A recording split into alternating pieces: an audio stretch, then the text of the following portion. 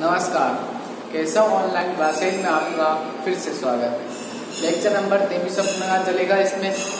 इसमें हम एक बहुत ही महत्वपूर्ण टॉपिक के बारे में पढ़ रहे हैं, अभिक्रिया वेग का ताप पर डिपेंडेंसी, यानी कि अभिक्रिया वेग की ताप पर किस प्रकार से निर्भरता होती है, उसके बारे में हमें इसमें पढ़ना है।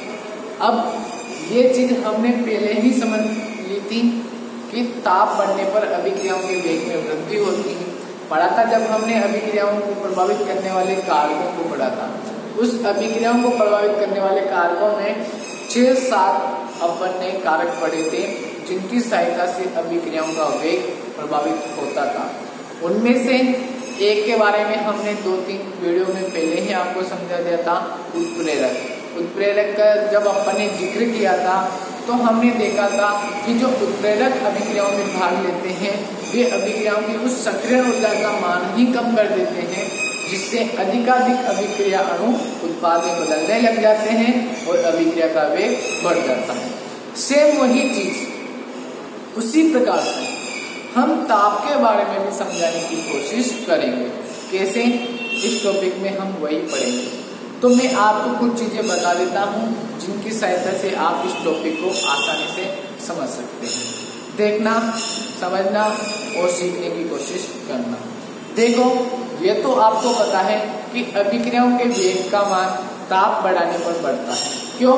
क्योंकि अभिक्रियाओं में अगर हम ताप बढ़ाएंगे तो अभिकारक अणु ज्यादा से ज्यादा टकरे करने लग जाएंगे। क्यों? क्योंकि उनकी गतिज ऊर्जा का मान बढ़ जाएगा और अधिकाधिक टकरे करने लग जाएंगे, जिसके कारण से अधिकाधिक टकरे होने के कारण अधिकाधिक अभिकारक अणु उत्पाद में बदलने लग जाएंगे और अभिक्रिया का वेग बढ़ जाएगा। अगर हम इसको और इस तरह से समझें तो हमने वहां पर एक लाइन लिखी थी कि अभिक्रियाओं की सामान्यतः यह देखा गया कि अभिक्रियाओं का वेग लगभग 10 डिग्री बढ़ाने पर अभिक्रियाओं का वेग लगभग 2 से 3 गुना बढ़ जाता है। यह चीज हमने वहां पर जानी थी, तो वह चीज हम यहाँ पर लिख रहे हैं। गौर करना, यह टॉपिक कैसे स्टार्ट होता है। यह टॉपिक स्टार्ट होगा कैसे कि हम जानते हैं कि जो अभिक्रिया का वेग होता है वह डायरेक्टली प्रोपोर्शनल होता है ताप के। फिर हमने पढ़ा था कि सामान्यतया जब अभिक्रियाएं हम कराते हैं तो लगभग 10 डिग्री सेंटीग्रेड ताप बढ़ाने पर अभिक्रियाओं का वेग लगभग 2 से 3 गुना हो जाता है। यहाँ तक हमने समझा था। तो इसमें एक चीज आपको बताई गई है कि आप क्या करो, 30 डिग्री सेंटीग्रेड पर अभिक्रिया का वेग स्थिरांक निकालो और T+10 डिग्री सेंटीग्रेड पर अभिक्रिया का वेग स्थिरांक निकालो। तो उन दोनों का जो अनुपात आएगा वह अनुपात एक विशेष नाम से जाना जाता है, जिसे हम क्या कहते हैं बताओ? ताप गुणांक कहते हैं। क्या कहते हैं बताओ? ताप गुणांक। और इसी का मान तो लगभग कितना आता था बताओ? 2 से 3 गुना आता था। यानी कि 10 डिग्री सेंटीग्रेड पर जो अभिक्रिया का वेग था वह वेग 10 डिग्री और बढ़ा देने पर कितना गुना हो जाता था बताओ? 2 से 3 गुना हो जाता था। इसे एक विशेष नाम भी जानते हैं, ताप गुणांक। क्लियर है यहाँ तक? अच्छा, फिर इतना सा हम लिखेंगे। इसके बाद हम लिखेंगे क्या कि संगत सिद्धांत ने हमें समझाया था कि किस प्रकार से अभिक्रिया का वेग बढ़ाया जाता है। आपको ध्यान होगा, हमने जब संगत सिद्धांत खत्म किया था तो लास्ट में एक लाइन लिखी थी कि जो अभिक्रिया का वेग होता है वह निम्न 2 कारकों की सहायता से बढ़ाया जा सकता है। अर्थात अभिक्रिया वेग निम्न 2 कारकों पर निर्भर करता है, एक तो Z और एक बताओ क्या बताओ? F। यानी कि अभिक्रिया का वेग Z पर भी निर्भर करता है और F पर भी निर्भर करता है। तो इन दोनों को संदर्भ लेकर के हम ताप की सहायता से वापस से अभिक्रिया वेग को समझा सकते हैं इस टॉपिक में। तो फिर जैसे हम इन दोनों की सहायता से ताप की व्याख्या करेंगे अभिक्रिया की वेग के बारे में, वैसे ही ये टॉपिक ही आपका पूरा खत्म हो जाएगा और आपका चैप्टर फिनिश हो जाएगा। क्लियर है? तो अब कैसे करते हैं कैसे नहीं करते हैं वो अब अपन आगे पढ़ेंगे, लेकिन उसके पहले अपन क्या लिखेंगे बताओ? कि हम जानते हैं कि अभिक्रिया का वेग ताप बढ़ाने पर बढ़ता है। सामान्यतः 10 डिग्री सेंटीग्रेड ताप बढ़ाने पर ताप का मान अभिक्रिया वेग का मान 2 से 3 गुना हो जाता है। अर्थात T डिग्री सेंटीग्रेड पर अभिक्रिया का वेग बटा T + 10 डिग्री सेंटीग्रेड अभिक्रिया का वेग का जो अनुपात आता है वह एक विशेष नाम से जाना जाता है ताप गुणांक। उसी का मान लगभग 2 से 3 गुना प्राप्त होता है। फिर हम लिखेंगे कि संगतवाद सिद्धांत ने हमें समझाया था कि अभिक्रिया का वेग निम्न 2 कारकों पर निर्भर करता है, एक तो Z पर और एक F पर। इसी प्रकार से हम ताप की भी व्याख्या कर सकते हैं अभिक्रिया वेग के लिए इन दोनों की सहायता से। और वो कौन से 2 घटक हैं उनके बारे में हम चर्चा करेंगे। उसके पहले हम थोड़ा सा इसके बारे में लिख लेते हैं। मैं वीडियो को पॉज करता हूँ, आप जल्दी से नोट कर लेना। क्लियर है?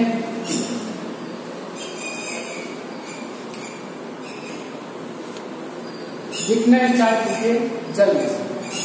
अभिक्रिया के वेग की ताप पर निर्भरता आपने हेडिंग डाले होगा। यह it is a very important topic in this chapter. फिर इसको आप अच्छे से समझिएगा। क्लियर है? तो आप जल्दी से लिखना स्टार्ट कीजिए कि अभिक्रिया वेग पर, तो अभिक्रिया वेग ताप पर सर्वाधिक या अभिक्रिया वेग ताप से सर्वाधिक प्रभावित होता है।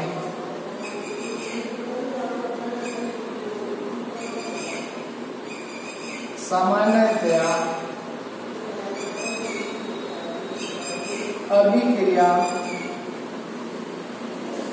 में ताप बढ़ाने पर अभिक्रिया का वेग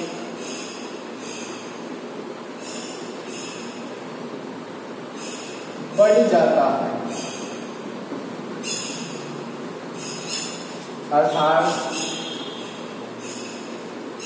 अभिक्रिया वेग डायरेक्टली प्रोपोर्शनल टू T। अब कितना बढ़ता है वो हमने जाना था, वापस से वही चीज अपन लिखेंगे। सामान्यतया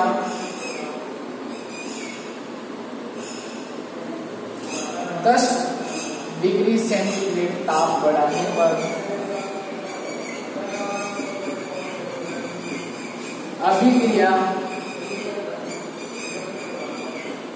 का वेग लगभग 2 से 3 गुना बढ़ जाता है। 2 से 3 गुना बढ़ जाता है।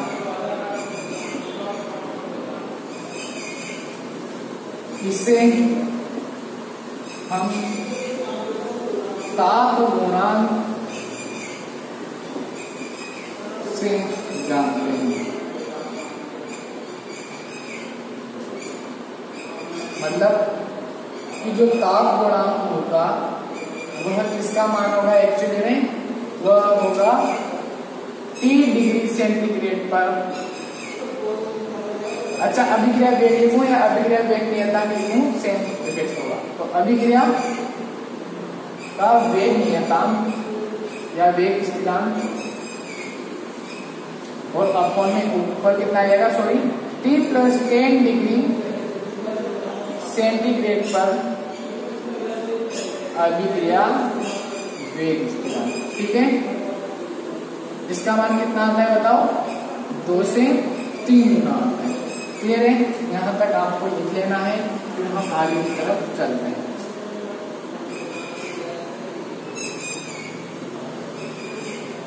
जल्दी से लिखिए आप यहाँ तक, फिर हम आगे चलते हैं। जल्दी से यहाँ तक नोट करें।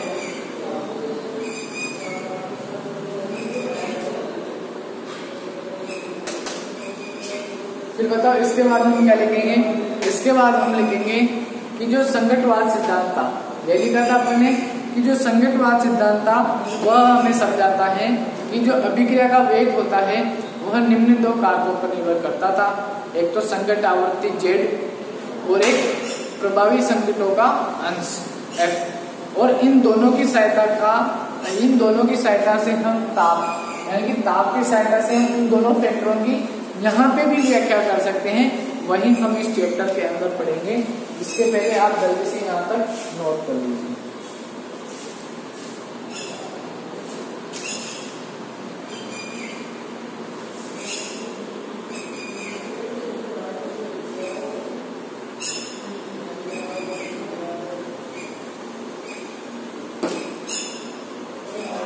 यहाँ तक नोट कर लिया होगा। अब हम आगे बढ़ते हैं। देखें इसका एक नाम संकट सिद्धांत के अनुसार, संकट सिद्धांत के अनुसार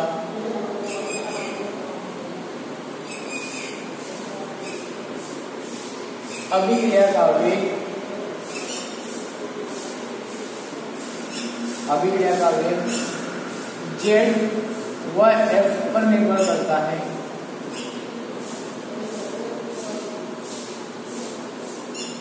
निर्भर करता है।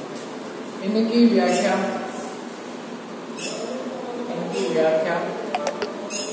हम ताप की सहायता से भी कर सकते हैं।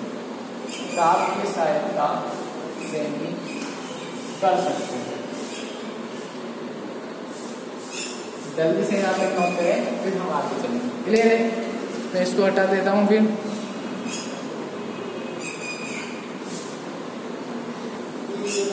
क्लियर है? बताओ संकट सिद्धांत में क्या कहा था कि जो अभिक्रिया का वेग होता है ना, वह अभिक्रिया का वेग एक तो Z पर निर्भर करता है और एक F पर। इन दोनों की व्याख्या हम किसकी सहायता से कर सकते हैं? मतलब ताप की सहायता से कर सकते हैं। वही हम इस टॉपिक में पढ़ने जा रहे हैं। तो सबसे पहले हम व्याख्या करेंगे Z की। Z के बढ़ने पर कैसे अभिक्रिया का वेग बढ़ेगा? ताप बढ़ने पर, यानी कि ताप बढ़ने पर Z कैसे बढ़ेगा? तो आपको पता है Z क्या होता था? इकाई आयतन में प्रति सेकंड होने वाली टक्करों की संख्या। तो अब आप ही बताइए, अगर मैं ताप को बढ़ाऊंगा तो बताओ एकांक आयतन में प्रति सेकंड होने वाली टक्करों की संख्या बढ़ेगी। क्यों? क्योंकि मान लेते हैं पहले चीजें अगर 10 किलोमीटर प्रति घंटे की स्पीड से चलती थी, तो जैसे ही ताप बढ़ाएंगे तो बताओ वे 20 या 30 किलोमीटर प्रति घंटे की स्पीड से चलने लग जाएगी। तो अधिकाधिक अणु कुछ ही समय में ज्यादा टक्करें करने लग जाएंगे। यानी कि ताप बढ़ाने पर अभिक्रिया में प्रति एकांक आयतन में प्रति सेकंड होने वाली जो टक्करें होती हैं, यानी कि जो Z होती है, उनकी संख्या भी क्या हो जाएगी? बताओ बढ़ जाएगी। यानी कि अगर मैं ताप बढ़ाता हूँ तो उस एकांक आयतन में होने वाली टक्करों की संख्या भी क्या हो जाएगी? बताओ बढ़ जाएगी। और जैसे ही Z बढ़ जाएगा तो फिर अभिक्रिया वेग का मान भी क्या हो जाएगा? बढ़ जाएगा। यही चीज अपन इस टॉपिक के अंदर लिखेंगे।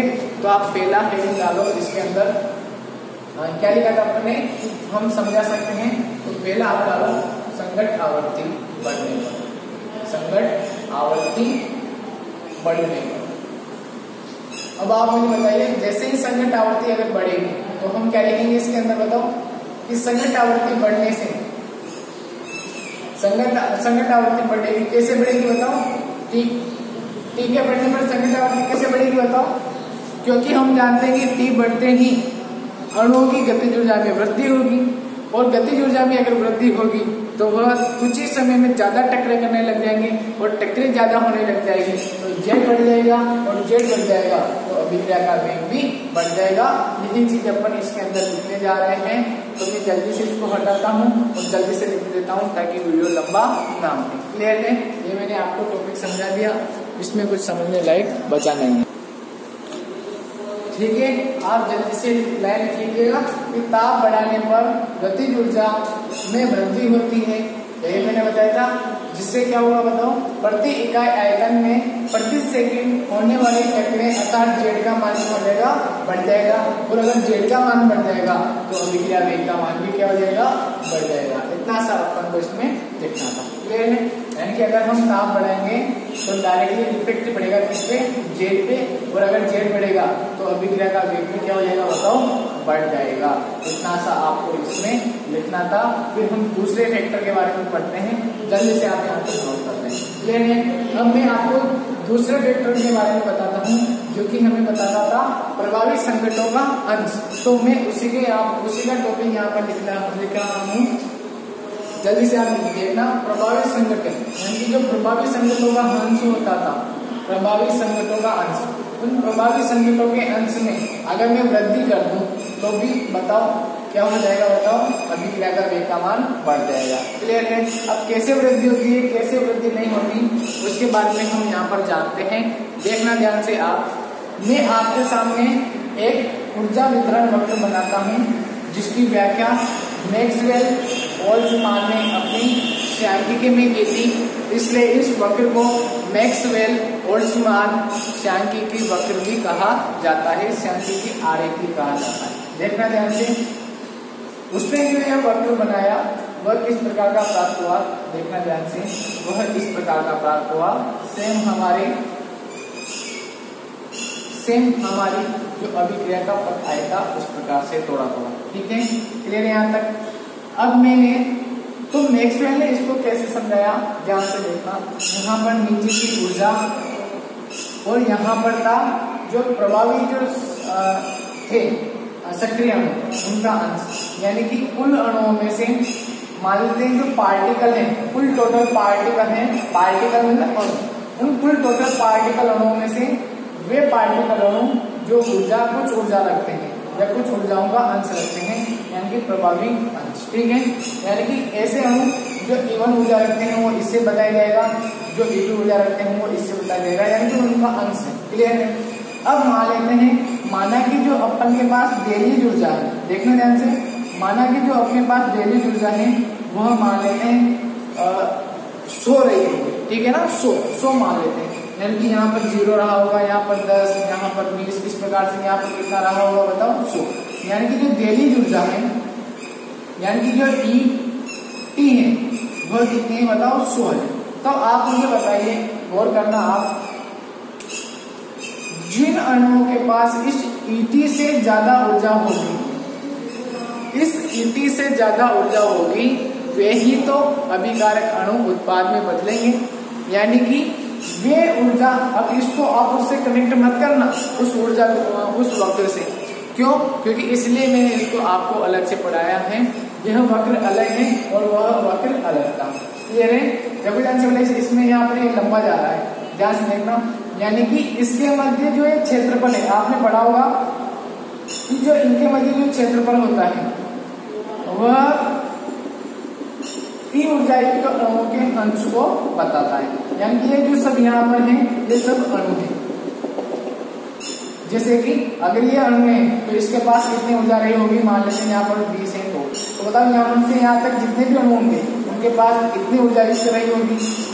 यहाँ से यहाँ तक जितने अणु वहां पर उनके पास इतनी ऊर्जा रही होगी। यानी कि अगर यहाँ पर डिनोट कर दूं 10, 20, 30, 40, 50, 60, तो बताओ 30 जो ऊर्जा रही होगी वो कितने अणुओं के पास रही होगी, यहाँ ये वाले अणुओं के पास रही होगी। तो अब आप मुझे बताइए कि जो दैनिक ऊर्जा युक्त अणु है वो बताओ कितने से है, यानी कि जो इतना सा है वही अभिकारक अणु ही किसमें बदलेंगे बताओ, अब उत्पाद में बदलेंगे। यानी कि अभिक्रिया में टकरे जो सभी कर रहे हैं, अभिक्रिया में जो अभिकारक अणु हैं उन सभी अभिकारक अणुओं के पास ऊर्जा भी है, टकरे भी कर रहे हैं, लेकिन कुछ ही अभिकारक अणु हैं जो बताओ क्या कर रहे हैं, प्रभावी संगठन कर रहे हैं और ऊर्जा अवरोध को पार करके उत्पाद में बदल रहे हैं। क्लियर है यहाँ तक। फिर हम क्या करेंगे, जैसे अब आप मुझे बताइए अगर हम ताप को बढ़ाते हैं तो ताप को बढ़ाने पर बताओ क्या होगा कि जिन अणुओं के पास पहले 30 ऊर्जा थी, 40 ऊर्जा थी, उन अणुओं के पास इन ऊर्जाओं का मान क्या हो जाएगा, बढ़ जाएगा। यानी कि जो पहले अणु यहाँ पे था वह अणु खिसक करके कहाँ चल जाएगा, इधर की तरफ चलने स्टार्ट हो जाएंगे। क्यों?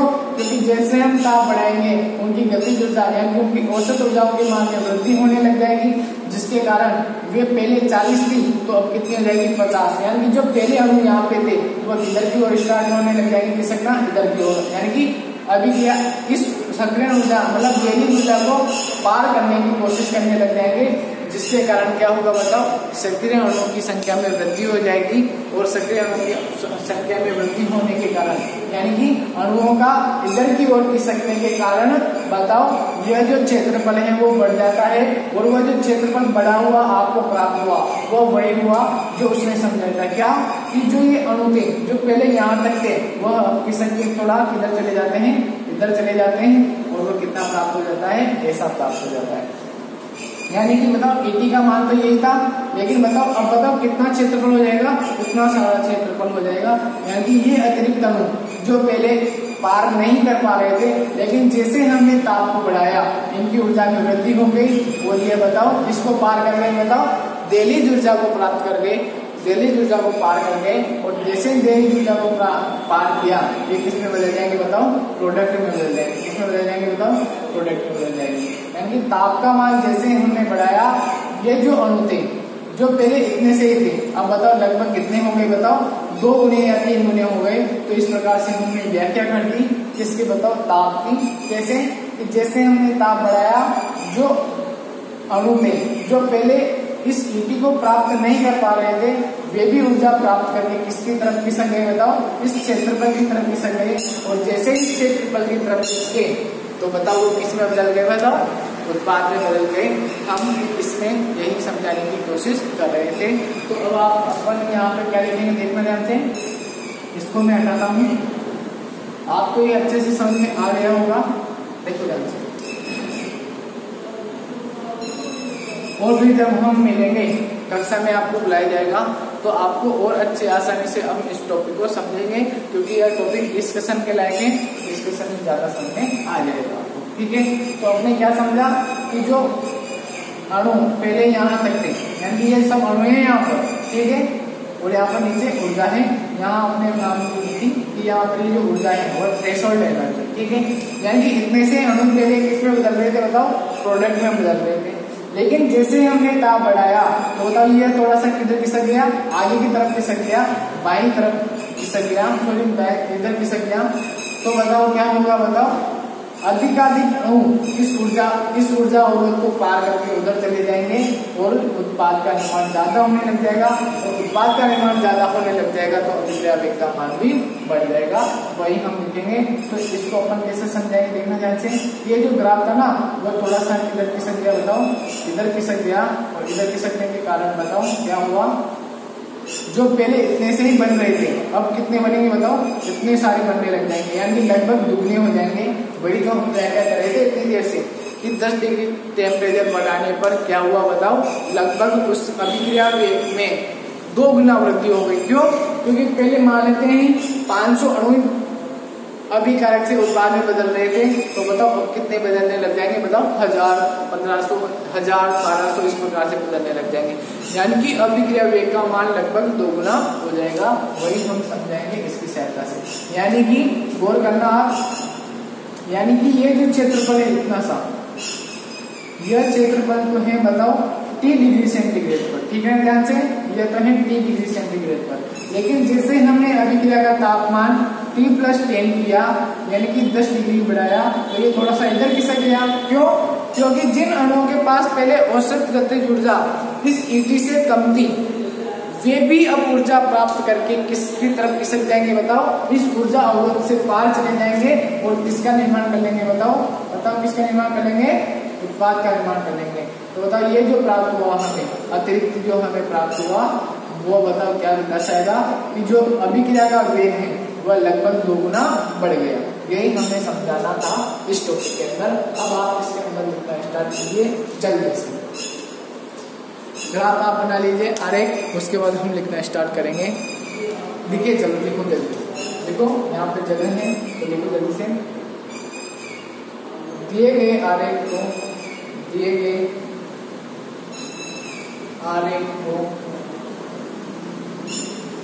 मैक्सवेल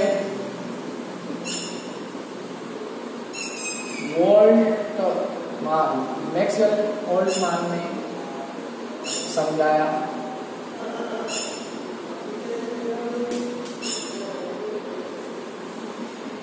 इस ऊर्जा आरेख को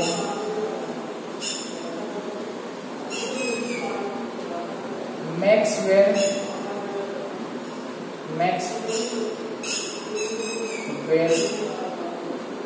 बोल्ट्जमान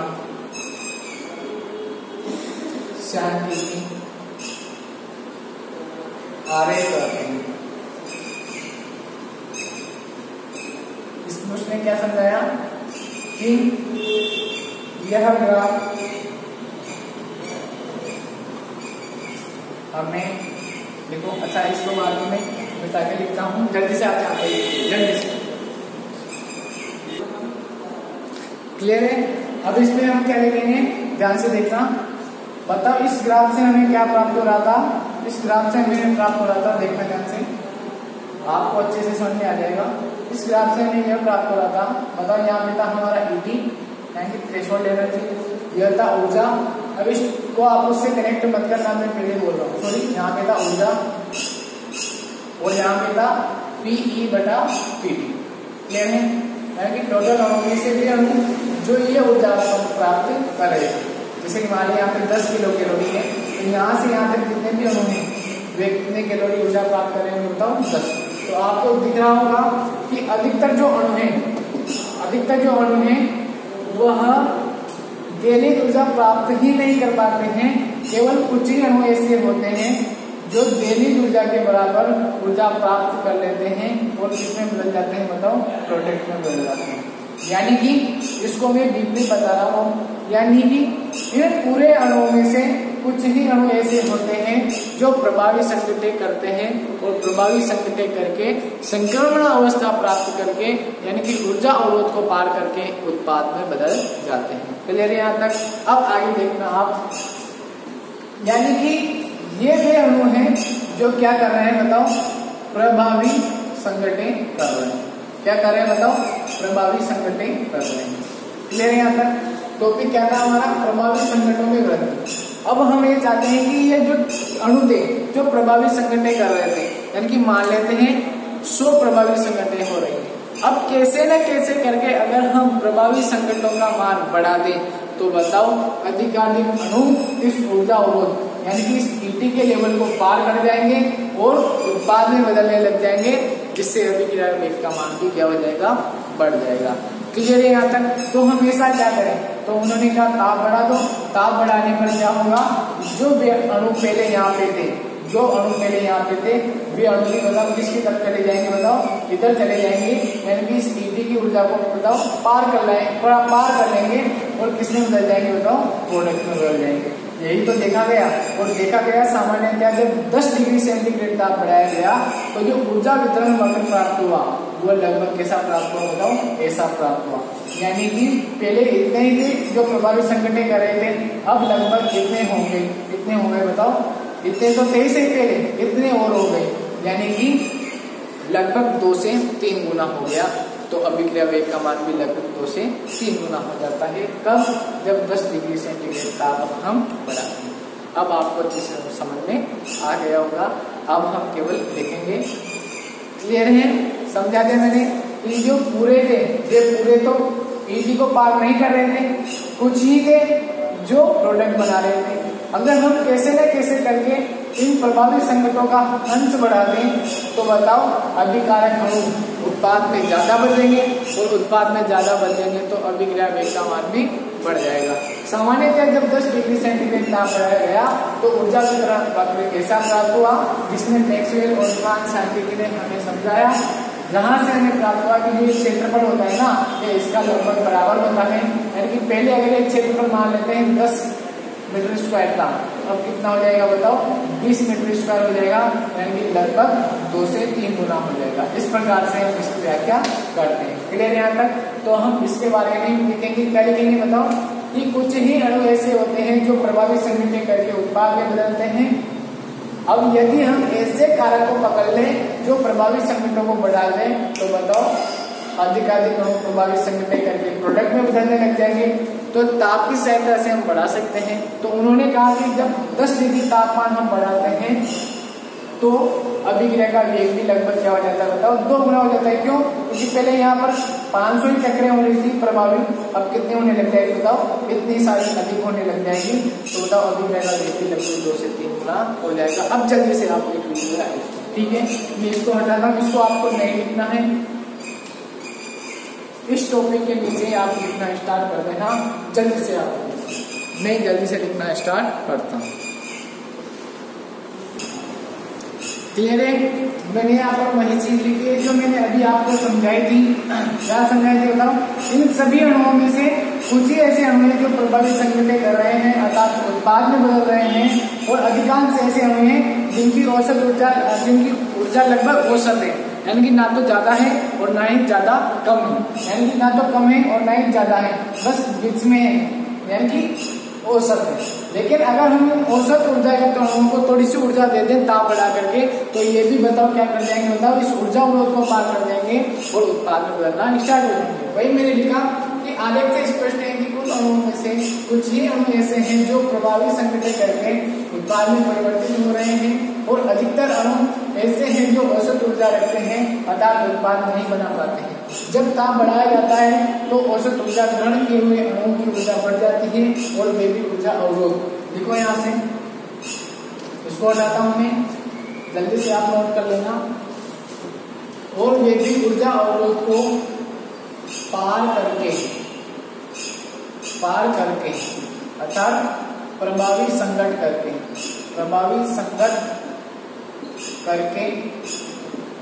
ब्रैकेट बंद, प्रभावी संगठ करके, ये आपने डायग्राम, इसको आप भूलना मत, है ना।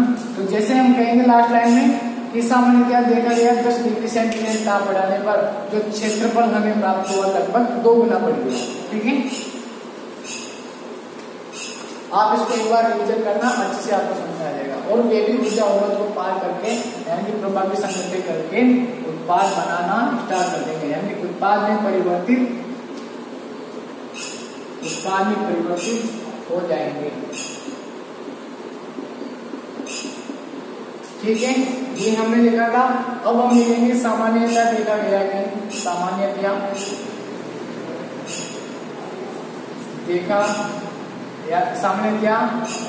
आरेख से स्पष्ट होता है कि जो अपने आरेख बनाया था ना, आरेख से स्पष्ट होता है कि लगभग 10 डिग्री सेंटीग्रेड ताप बढ़ाने पर बताओ जो उत्पाद बन रहे थे, बनने पर उत्पाद बनने वाले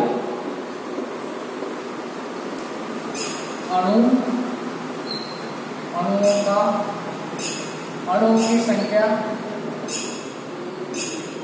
लगभग 2 गुनी हो जाती। यहां तक अपन को लिखना था, यहाँ जाके यह टॉपिक खत्म होता है। अब थोड़ी सी बातें हैं, अब मैं आपको बता दूं, इस पार्ट के आप न्यूमेरिकल करना स्टार्ट कीजिए। न्यूमेरिकल भी आते हैं इससे। पिछले साल आपकी परीक्षा में, बोर्ड परीक्षा में एक क्वेश्चन आया था। मैंने आपको, अगर आपने इस टॉपिक को, इस चैप्टर को अच्छे से पढ़ा होगा तो आपको समझ में आ जाएगा। वो क्वेश्चन था कि अभिक्रिया की कोटि और अनुसंख्यता में अंतर बताइए। कर सकते हो आप, बहुत अच्छे से मैंने आपको समझाया था। एक क्वेश्चन आया था कि औसत वेग की गणना करो, तो औसत वेग भी मैंने आपको समझाया था, C2 - C1 / T2 - T2 करके, T1 - T1 करके, ऐसा क्वेश्चन आया था। अच्छा, एक और क्वेश्चन आया था अभिक्रिया वेग और वेग स्थिरांक में क्या अंतर है, तो वो भी मैंने आपको बताया था। वहाँ पे अभिक्रिया की कोटि में जाके देखना, आपको पता चल जाएगा। फिर हमने वेग स्थिरांक की इकाई की गणना की थी, 1 - n, है ना, मोल प्रति लीटर, तो वहाँ पे आपको वो मिल जाएगा। तो इस प्रकार के छोटे छोटे क्वेश्चन थे जो इस टॉपिक से बनते हैं, इस चैप्टर से बनते हैं, उनको आप कीजिएगा। आपके पास बुक होगी सही। तो यह टॉपिक आपको खत्म हो गया, यहाँ तक इतना ही काफी। थैंक यू, पढ़ते रहिए।